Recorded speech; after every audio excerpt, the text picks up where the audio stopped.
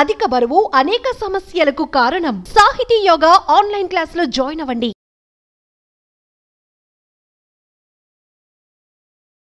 This is Dr. KJ Reddy, Senior Orthopedic Surgeon, Specialist in Robotic Joint Replacement Surgery, Sports Medicine and Pediatric Orthopedics.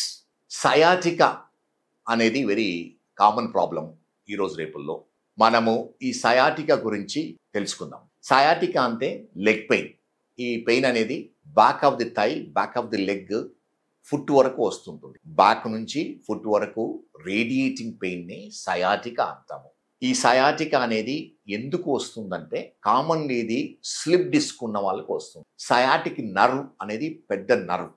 అది spinal cord నుంచి ఈ lumbar region నుంచి back of the buttocks, thigh, knee joint, legs వరకు వచ్చి ఫుట్స్లో supply చేస్తుంది. ఆ nerve పైన pressure పడ్డప్పుడు ఆ సయాటిక్ పెయిన్ అనేది వస్తుంది. ఈ ప్రెషర్ జనరల్లీ ఎలా అంటే స్లిప్ డిస్క్ ఉన్న వాళ్ళకు ఈ సిమ్టమ్స్ ఉంటాయి. స్లిప్ డిస్క్ అంటే మన వెన్నెముకలో బ్లాక్స్ ఆఫ్ వర్టిబ్రా ఉంటాయి. వాటి మధ్యన స్ప్రింగ్స్ ఉంటాయి. వాటిని డిస్క్స్ అంటాం, ఇంటర్ వర్టిబ్రల్ డిస్క్స్. అవి జనరల్గా స్ట్రాంగ్గా ఉండి వెరీ స్ప్రింగీ యాక్షన్తో ఉంటాయి. కానీ ఒక్కొక్కప్పుడు అవి డీజెనరేట్ అయ్యి వీక్ అయ్యి వాటి లోపల ఉన్న మెటీరియల్ బయటకు వచ్చి ఈ నరువు పైన ప్రెషర్ వస్తుంది. నరువు పైన ప్రెషర్ రావడం వల్ల ఏమవుతుందంటే మనకు ఈ సయాటిక్ పెయిన్ వస్తుంది. Most of the time sciatic pain is a radiating pain. ఇది లోయర్ బ్యాక్ నుంచి back of the buttock, thigh, foot వరకు వస్తుంది. ఈ పెయిన్తో పాటు ఒకసారి ఏమవుతుంది, టింగ్లింగ్ నమ్నెస్ రావడానికి, తిమ్మిర్లు పట్టడానికి ఉంటుంది. తర్వాత కొంచెం సివియర్గా కంప్రెషన్ ఉంటే వీక్నెస్ ఉంటుంది. వీక్నెస్ ఎలా గమనించాలంటే మీలో ఎవరికైతే సయాటిక్ పెయిన్ ఉందో ఆ వీక్నెస్ చాలా ఈజీగా డయాగ్నోజ్ చేయొచ్చు. మీరు టోస్ పైన బోత్ ఫీట్ టోస్లో నిలబడి పైకి రైజ్ చేయగలిగితే మోస్ట్ ఆఫ్ ది టైం మీ స్ట్రెంగ్త్ బాగున్నట్టు. అదేవిధంగా హీల్స్ పైన టో వాకింగ్, హీల్ వాకింగ్ చేస్తే నార్మల్ స్ట్రెంగ్త్ అనిపించినప్పుడు ప్రెషర్ తక్కువ ఉంది, వీక్నెస్ లేదని మనము చెప్పుకోవచ్చు. ఈ న్యూరలాజికల్ డెఫిసిట్ అంటాం. చాలా వరకు ఈ సయాటిక్ పెయిన్ మనము దగ్గితే కానీ, తుమ్మితే కానీ, ముందుకు వంగితే కానీ ఎక్కువ అవుతుంది, నొప్పి అగ్రివేట్ అవుతుంది. ఇది యాక్చువల్గా ఎందుకు వస్తుంది అనేది ఎగ్జాక్ట్ రీజన్ తెలియదు. కానీ ఎవరిలో అయితే డిస్క్ వీక్గా ఉండి డీజెనరేట్ అయ్యి ఆ మెటీరియల్ బయటికి రావడం వల్ల ఈ సయాటిక్ పెయిన్ వస్తుంది, డిస్క్ ప్రొలాప్స్. అయితే ఇది జనరల్లీ యంగ్ వాళ్ళకే వస్తుంది. బిట్వీన్ 20 to 40 years ఏజ్ వాళ్ళకు ఈ అక్యూట్ డిస్క్ ప్రొలాప్స్ వస్తుంటుంది. మోస్ట్ ఆఫ్ ది టైమ్ ఇది ఎక్స్రే చేయడం వల్ల డయాగ్నోసిస్ కాదు, ఎందుకంటే బోన్స్ అన్ని నార్మల్గా ఉంటాయి. ఈ డిస్క్ మెటీరియల్ అనేది ఎక్స్రేలో మనము తెలుసుకోలేము. అందుకని ఎంఆర్ఐ స్కాన్ అవసరం ఉంటుంది.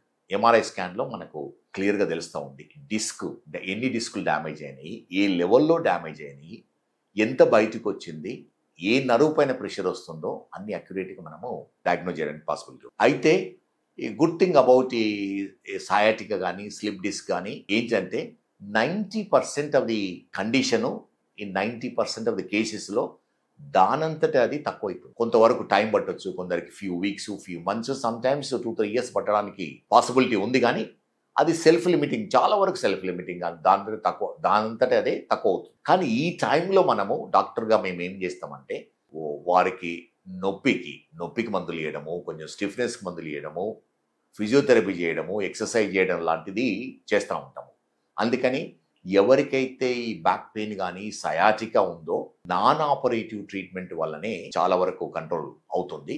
ఈ నాన్ ఆపరేటివ్ ట్రీట్మెంట్లో యాంటీ ఇన్ఫ్లమేటరీ మెడికేషన్ ఇస్తాము, లోకల్ అనాల్జెసిక్ క్రీమ్ ఇస్తాము, ఫిజియోథెరపీ ఇనీషియల్గా ఏం చేస్తామంటే నొప్పి తగ్గించడానికి షార్ట్ వేవ్ డయోథెరపీ కానీ అల్ట్రాసౌండ్ కానీ ఇస్తాము. దాని తర్వాత జెంటిల్ స్ట్రెచింగ్ ఎక్సర్సైజెస్ అడ్వైజ్ చేస్తాము.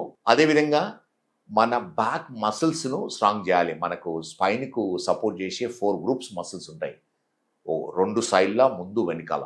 ఈ 4 groups ఆఫ్ మసిల్స్ బ్యాలెన్స్గా ఉన్నప్పుడే స్పైన్ స్ట్రెయిట్గా ఉంటుంది.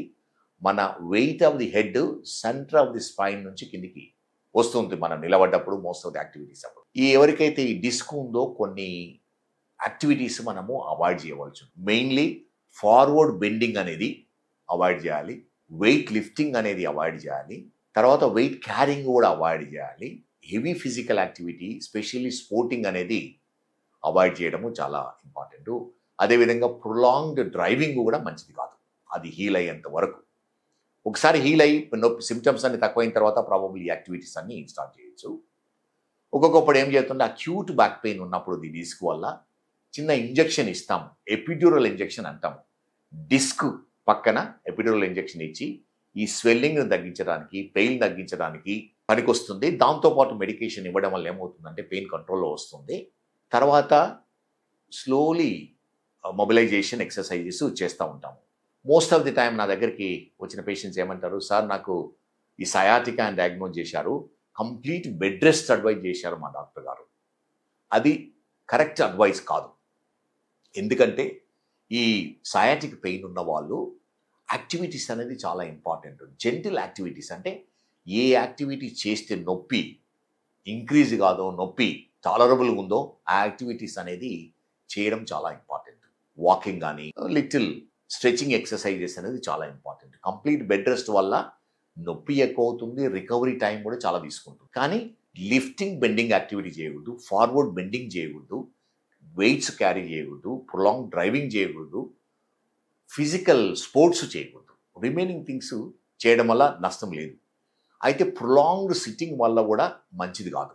ఎవరికైతే డిస్క్ ఉందో స్టాండింగ్ పొజిషన్ మంచిది, లైన్ పొజిషన్ మంచిది. ఎవరైతే ఐటీ ప్రొఫెషన్లో ఉన్నారో ప్రాబబుల్ డెస్క్ పైకి పెట్టి స్టాండింగ్ పొజిషన్ అనేది చాలా ఇంపార్టెంట్. ఎవరైతే కూర్చొని పని చేస్తారో బ్యాక్ సపోర్ట్ ప్రాపర్గా ఉన్నట్టు అరేంజ్ చేసుకోవాలి. సో ఎవరికైతే ఈ ట్రీట్మెంట్ వల్ల తగ్గదో 10% వాళ్ళకు ఆపరేషన్, సింపుల్ ఆపరేషన్ వల్ల ఇది డిస్క్ సయాటికా ప్రాబ్లము క్యూర్ చేయడానికి పాసిబిలిటీ